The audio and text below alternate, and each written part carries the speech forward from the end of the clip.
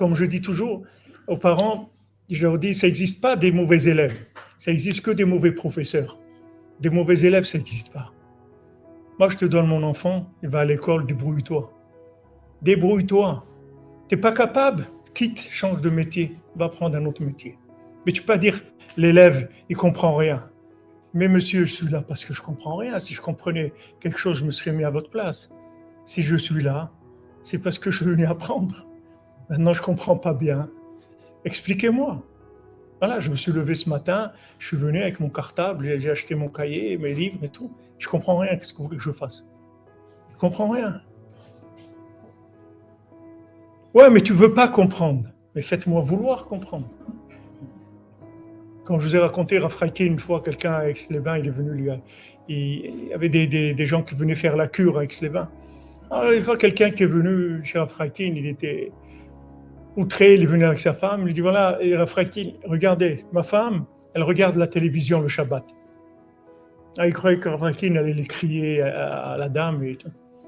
Il a dit, t'as qu'à faire les clowns, hein, comme ça, elle ne regarde pas la télévision. Pourquoi? Il a dit, tu ne l'intéresses pas. Qu'est-ce que tu veux qu'elle fasse, la pauvre? Tu veux qu'elle se suicide? Qu'est-ce que tu veux qu'elle fasse? Elle va prendre des antidépresseurs. Qu'est-ce que tu veux qu'elle fasse? Elle regarde la télé, au moins elle voit des guignols, et ça lui fait oublier qu'elle existe. Ça la calme.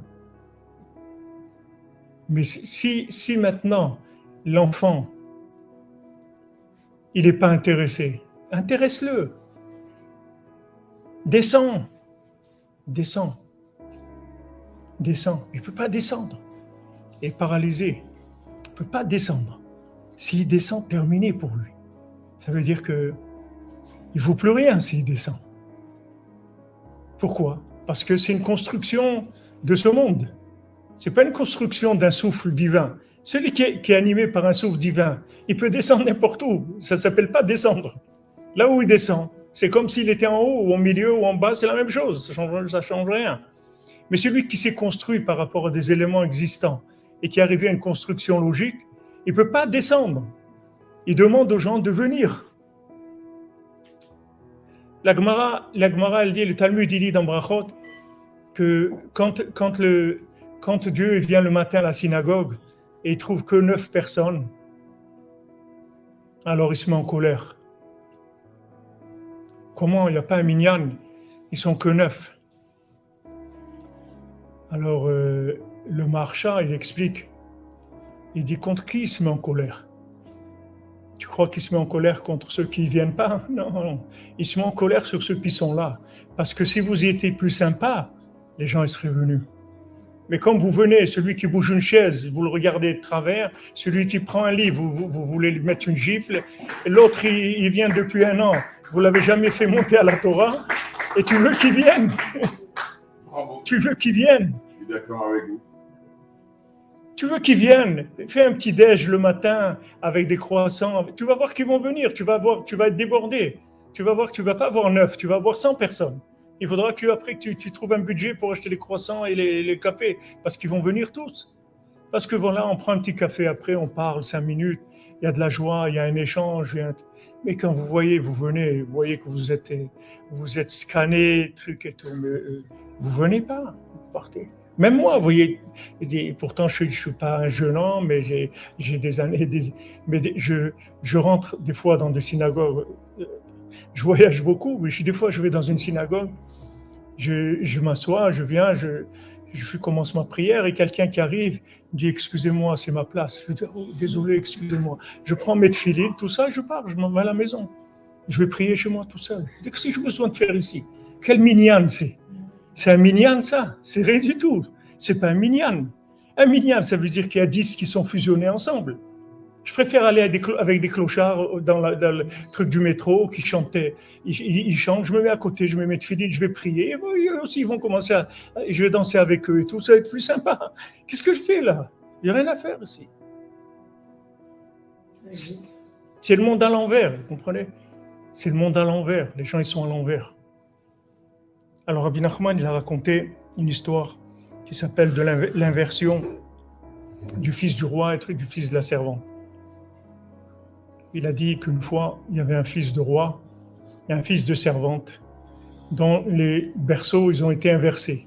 C'est-à-dire, on a mis le bébé de la servante dans le berceau du roi, de la reine, et vice-versa. L'enfant du roi, on l'a mis dans le berceau de la servante. Et la servante, elle a dit, on va voir qu'est-ce qui va se passer. Alors maintenant, les deux, ils grandissent. Le fils du roi, qui en fait est un fils de servant, il grandit comme un roi. On l'éduque comme un roi, on lui donne tout. Mais il n'est pas bien. Il n'est pas bien.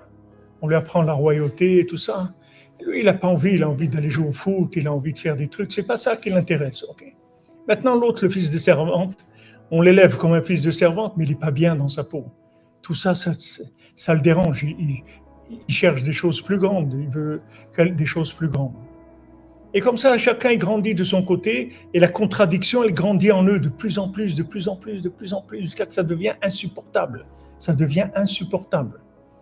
Alors le vrai fils de la servante, qui est roi, il supporte pas son poste. Il est toujours en train d'essayer de trouver quelque chose à faire pour se calmer, parce qu'en fait, il devient dépressif, puisqu'il vit avec de la pression. C'est pas sa vie. Et l'autre aussi, il devient dépressif parce qu'il vit comme un fils de servante et en fait c'est un fils de roi. Il y a une inversion qui s'appelle dans le langage de nos sages de la Kabbalah, ça s'appelle les Chaléat Murot, ça s'appelle les palais d'inversion. Il y a des palais d'inversion. Il faut que vous sachiez que plus vous êtes grand et plus vous allez naître inversé.